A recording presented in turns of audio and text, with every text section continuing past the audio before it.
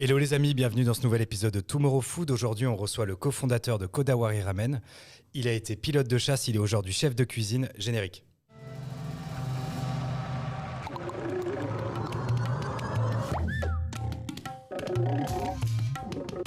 Hello Jean-Baptiste, bienvenue sur le plateau de Tomorrow Food. Salut Léo. On est ravis de t'avoir avec nous parce qu'on adore les ramen et on adore les ramen de Kodawari Ramen. Merci de nous recevoir.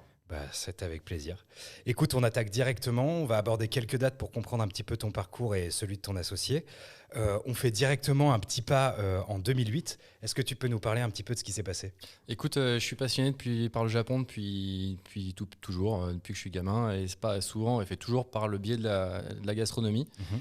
Toujours très passionné de ramen. Et 2008, c'est mon premier voyage au Japon. Ok. Et ça a été une révélation. C'est une passion que j'ai depuis très longtemps. Et tout d'un coup, tu arrives au Japon et tu te dis, j'ai tout à découvrir en fait.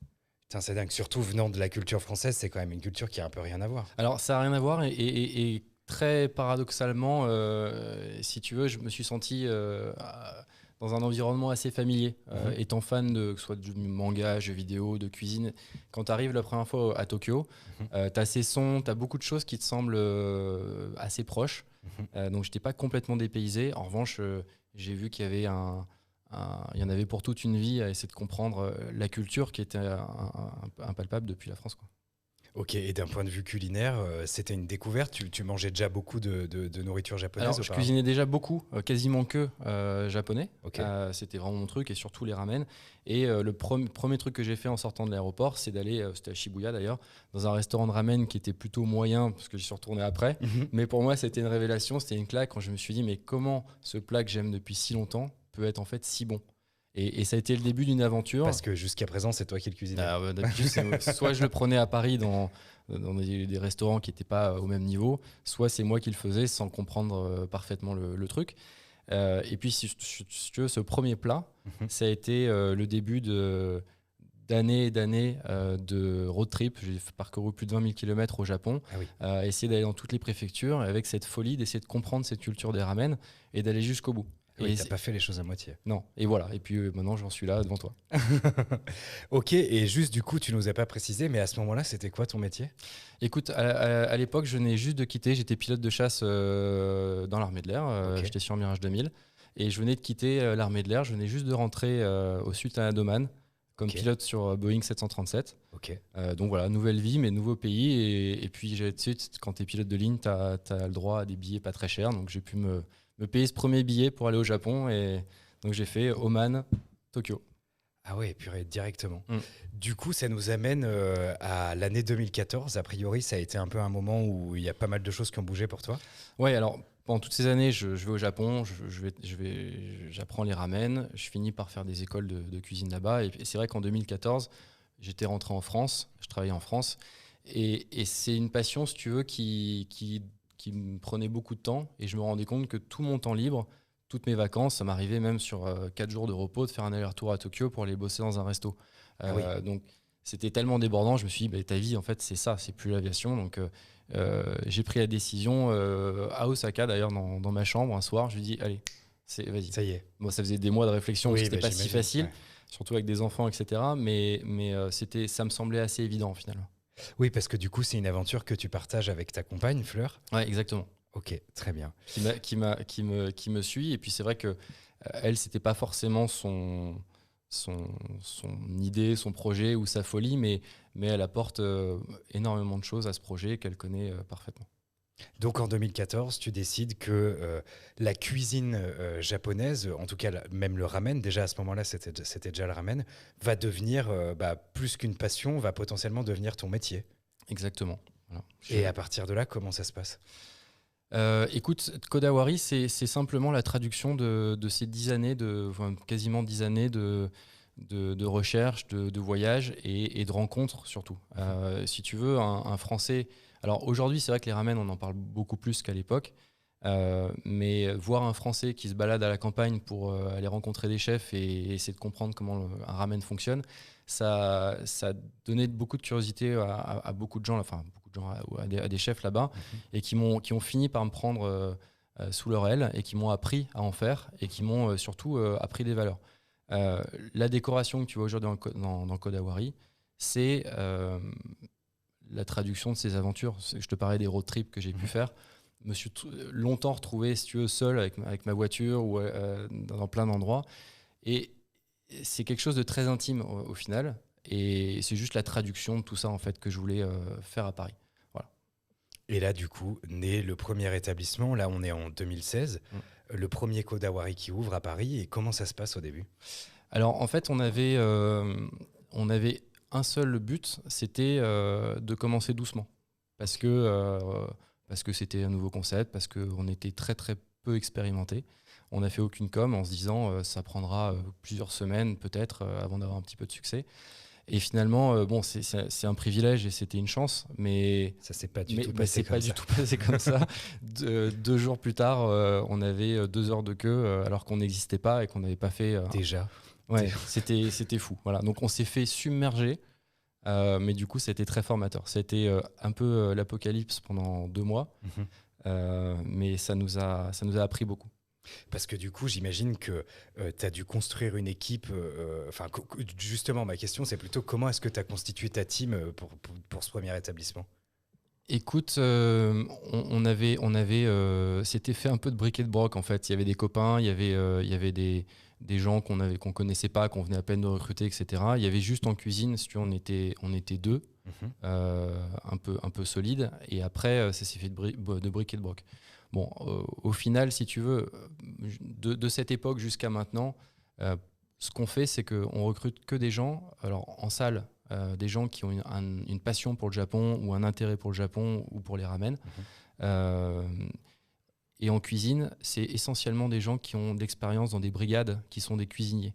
On n'a jamais joué, et je le ferai jamais, c'est ce côté, on va jamais recruter des Japonais pour faire japonais ou des Asiatiques pour faire des Asiatiques. S'il y a des Japonais ou des Asiatiques, j'en suis ravi, mais ce qui compte, c'est la compétence. En aucun cas, le message qu'on voudrait donner aux clients. Moi, je ne suis pas japonais, mais c'est pas très grave. Voilà.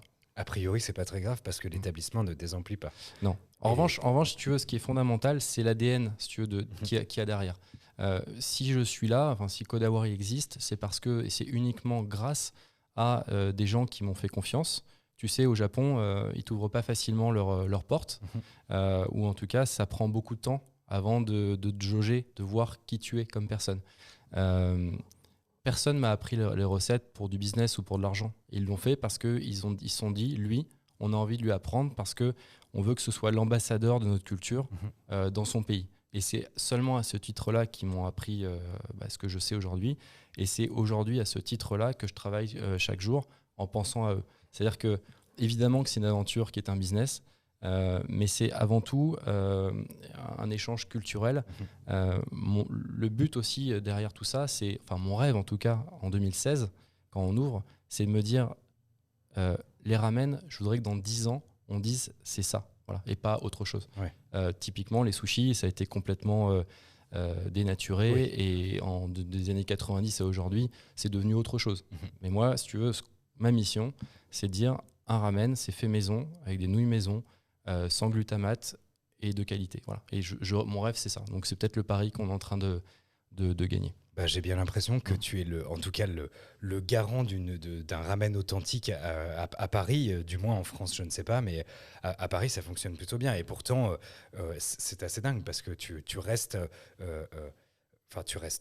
c'est très réducteur de dire ça comme ça, mais tu es un étranger qui a appris les codes et la culture japonaise et qui du coup a fini par aller apprendre avec j'imagine, les maîtres en la matière au Japon, ce qui fait qu'aujourd'hui, ton établissement fonctionne très bien, a très belle réputation, parce que pour les gens qui ne connaissent pas Kodawari Ramen, c'est un établissement, c'est aujourd'hui d'ailleurs 2 établissements, on y reviendra plus tard, mais qui jouait d'une très belle réputation et qui ne désemplit pas, encore une fois, de clients.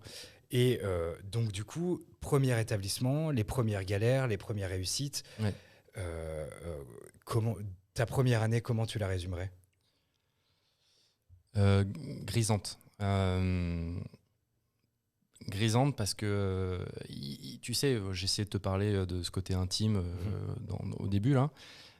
Quand tu arrives à partager ça avec des gens qui n'ont pas l'habitude de faire 1h30 de queue en le froid, Déjà, j'en suis désolé pour eux et je les remercie de s'infliger ça, mais c'est vrai que ça monte le niveau, c'est-à-dire que tu te sens redevable d'élever ton niveau au quotidien, et c'est surtout beaucoup d'exigences, que ça te demande beaucoup d'exigences.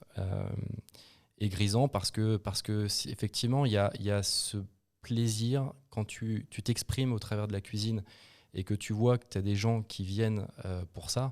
Mais c'est un bonheur absolu. Je pense que quelqu'un qui fait de la musique et qui voit une salle de concert et qui voit des gens prendre du plaisir quand tu joues, c'est grisant. Voilà. Très belle comparaison en tout cas. Ok. Moi, j'aimerais juste qu'on revienne, avant de parler un petit peu de l'année qu'on est en train de vivre, qu'on revienne sur un terme qui pour moi paraît assez clé dans la manière dont vous avez créé Kodawari, c'est l'expérience.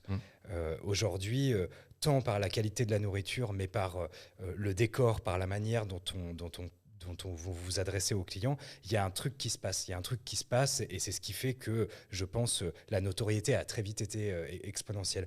Est-ce que ça, c'est quelque chose que vous aviez anticipé ? Anticipé dans la construction, est-ce que tu voyais déjà ça comme quelque chose de global ou finalement c'est juste... Si, bien sûr. Ouais. En fait, si tu veux...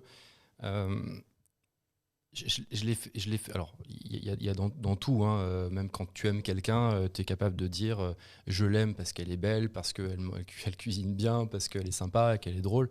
Mais tu as des choses qui sont comme ça. Il y a des choses que tu analyses, il y a des choses que tu peux pas vraiment analyser. Ce que moi, j'ai pas analysé, c'était simplement le fait que j'avais envie de me faire plaisir. C'est-à-dire que j'avais simplement envie de raconter mon expérience du Japon, ma vision du Japon. C'est pour ça que tu es dans des scènes qui sont populaires, qui sont pas... les images d'Épinal du Japon. On n'est pas dans le temple avec la geisha d'un côté, le samouraï de l'autre. On est dans un Japon concret. Même quand on reproduit la saleté dans les patines, on reproduit tel que c'est. Voilà, même quand c'est moche. Donc ça, c'est le côté, je reproduis mon expérience. Et puis après, de façon plus analytique, évidemment que si ça me plaisait là-bas, je me suis dit, qu'est-ce que tu as envie quand tu vas dans un restaurant? Je pense que tu as envie déjà de sincérité. Tu as envie que les gens les clients te donnent de l'argent pour quelque chose. Donc il faut qu'ils ressentent qu'il y a quelque chose derrière, que ce ne soit pas juste un business qui vient prendre leur argent et qui s'en fout du reste. Il faut de la générosité, il faut de la sincérité. Et dans l'expérience, évidemment, je suis persuadé que la restauration, c'est un lieu de vie. Et pour faire de la vie, il y a plusieurs expériences. Il y a une expérience de décoration, de musique, d'odeur, d'ambiance, des attentions. Mais tu vois, par exemple, au niveau du service, les attentions, on ne va pas dire de façon aux équipes parler comme ci ou parler comme ça.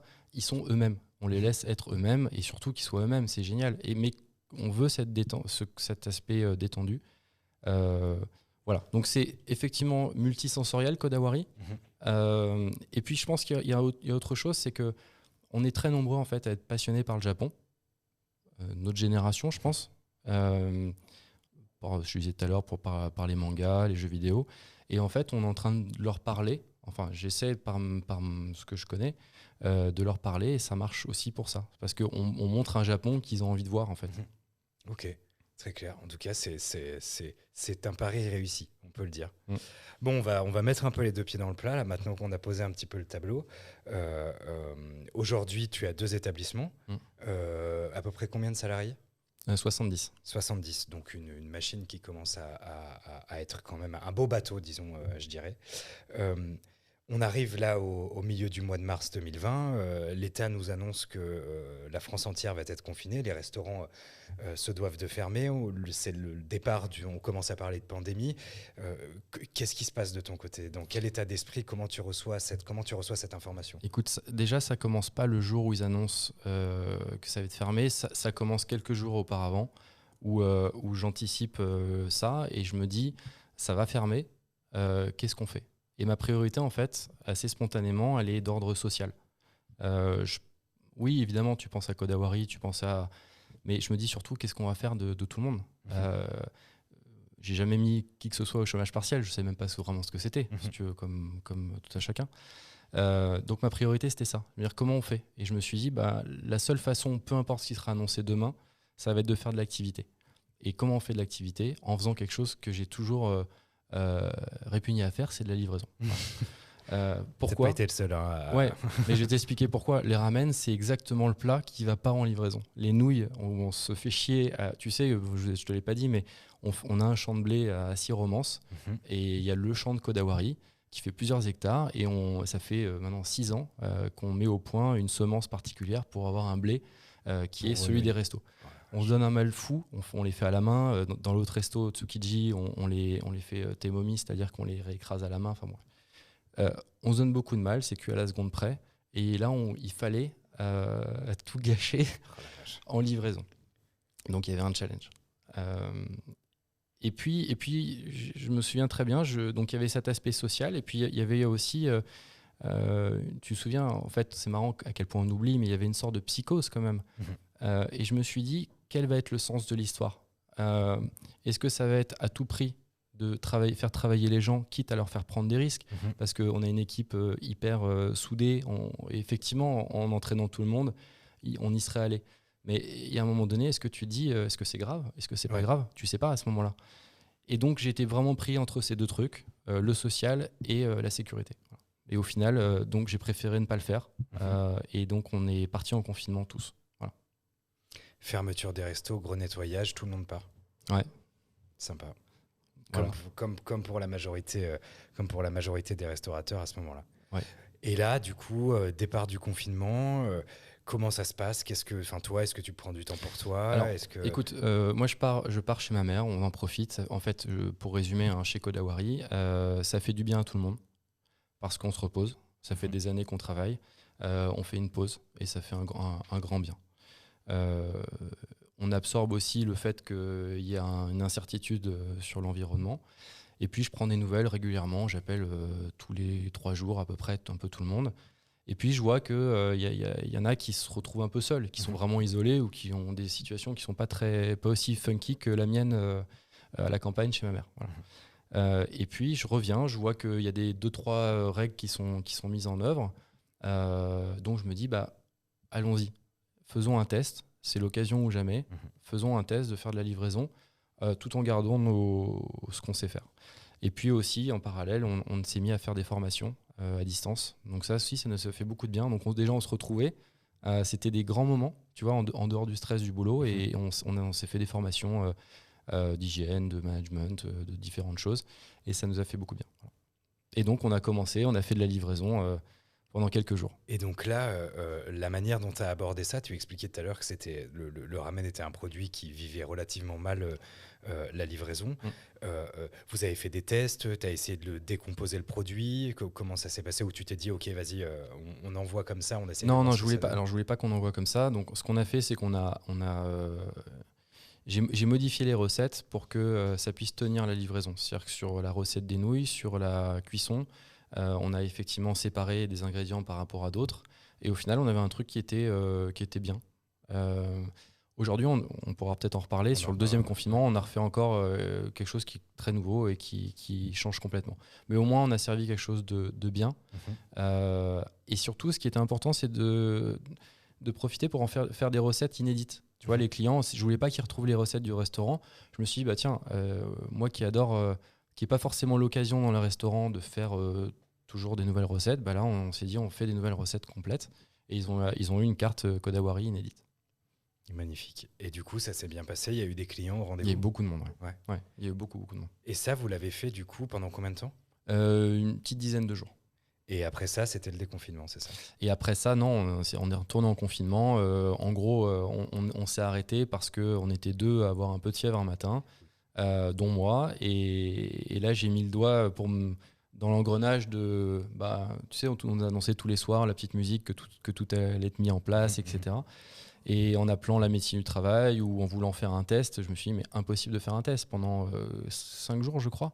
Impossible de trouver un centre à cette époque. C'était avril-mai. Mhm.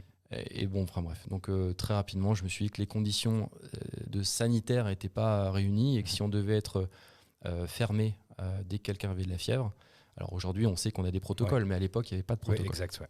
Voilà. Donc on a arrêté. Ok, effectivement, t'es pas le seul à mettre le doigt là-dessus, hein. On a eu pas mal de discussions avec d'autres restaurateurs sur le premier confinement, c'est vraiment cette espèce d'impression, enfin, c'est cette sensation d'avoir, permets-moi l'expression, un peu le cul entre deux chaises, dans le sens où on ne sait pas encore exactement quelle est l'ampleur de ce truc-là, et en plus, on se rend compte que pour l'instant, on est au jour le jour et que c'est relativement compliqué de se projeter, ne serait-ce que quand on a ne serait-ce qu'une suspicion de maladie, on voit à quel point ça peut être complexe. On arrive au moment où les restos réouvrent, en tout cas avec un protocole, avec une distanciation. Du coup, vous réouvrez. Il me semble que les établissements ne sont pas très grands. L'impact business, vous avez réussi à trouver un équilibre. Comment ça s'est passé ? Alors, en fait, la vraie question qu'on a eue même avant de faire cette petite phase de livraison, c'est où vont être les clients ? Et je peux te dire que très chaleureusement, je les remercie parce qu'on a une vraie base de fans, des gens qui sont là vraiment, des gens qui aiment Kodawari. Et c'est vrai qu'on le savait, on le sentait, mais là, si tu veux, c'est réel. C'est-à-dire que c'est des gens qui sont là tout de suite au rendez-vous et qui ont hâte qu'on réouvre. Donc, c'était un bonheur. Donc, effectivement, il y a eu beaucoup de... un jour, j'ai listé pour voir toutes les mesures qu'on a mis en place au restaurant. Mais ça approchait une trentaine de nouvelles mesures. Donc c'était beaucoup de choses. Donc forcément, c'est un impact sur le business. On a eu de la chance. Les clients étaient toujours là. Et puis on a essayé de pas les décevoir. Donc on a remis un coup de neuf aussi sur les recettes. C'était l'occasion. Voilà. Donc encore une fois, la créativité, se réinventer pour justement faire finalement monter encore. Enfin, l'exigence que tu as mis, que tu t'es mise et que tu as mis à tes équipes, c'est d'aller encore plus loin, encore plus haut, à la fois être ultra efficace sur la partie sanitaire avec des protocoles identifiés, ce qui est, j'ai envie de te dire, à la fois normal et à la fois très intelligent, parce qu'on est à un moment où on a quand même une partie des clients français qui se posent la question, qui se demandent est-ce que je vais retourner au resto, est-ce que c'est safe, est-ce que vraiment ils nettoient, machin. Enfin, on voit qu'il y a aussi des restaurateurs qui pour certains, l'info elle est rentrée par une oreille, elle est ressortie directement par l'autre. Donc, il s'agissait aussi de savoir se positionner à ce moment-là et d'affirmer le fait que, mais bon, a priori pour vous. Non, mais nous, si tu veux, il n'y avait pas de question. C'est que, enfin, il faut jouer le jeu. Enfin, tu as une économie d'un pays entier qui va être foutue en l'air. Quand tu réouvres, tu as des responsabilités, quoi. Tu dois te mettre au niveau. Pendant toute cette année-là, à la fois pendant que vous étiez fermé et pendant que vous avez réouvert, est-ce que vous avez beaucoup communiqué ? Est-ce que vous êtes servi des réseaux sociaux ? C'est quoi, toi, ta stratégie, ne serait-ce que même avant le Covid ? Alors, écoute, déjà pendant le Covid, ce que j'ai fait, c'est que on oublie beaucoup, on parle beaucoup des restaurateurs, tu vois, là, tu m'invites, je suis ravi, mais on oublie les agriculteurs qui sont derrière nous, en fait. Nous, on est entre le client et l'agriculteur. S'il n'y a pas d'agriculteur, il n'y a pas nous, il n'y a pas de client. Donc en fait, j'ai communiqué là-dessus. J'ai rappelé des choses d'ailleurs, des gens que je présente, mais peut-être pas assez. Donc j'ai dit, voilà les gens qui font Kodawari. Ça va en Bretagne, des gens qui nous font nos poissons séchés japonais, Peyo Erkar qui est au Pays Basque pour les porcs. Voilà, et puis j'ai présenté comme ça tout le monde. Pour moi, c'était le plus important. Voilà. Ok.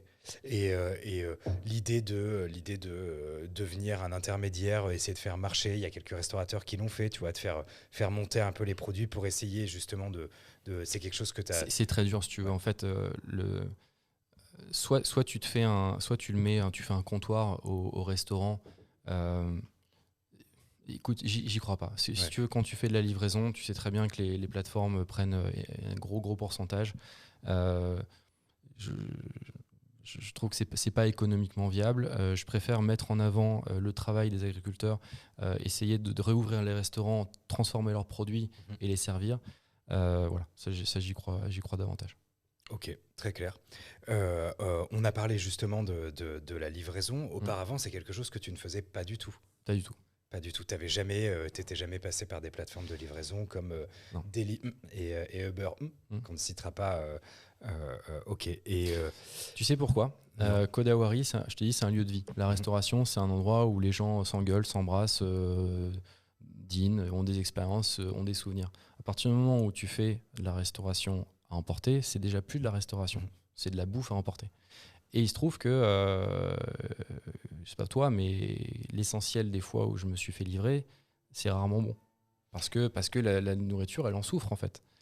Et du coup, quand tu vois les deux choses, tu te dis comment on fait alors que notre concept, il repose vraiment sur le lieu de vie, sur cette expérience-là, etc. Comment tu fais pour essayer de la transposer en Pour livraison? recréer l'expérience. Ouais. Alors, on a fait déjà, première chose, on s'est dit la qualité, comment on fait pour la préserver?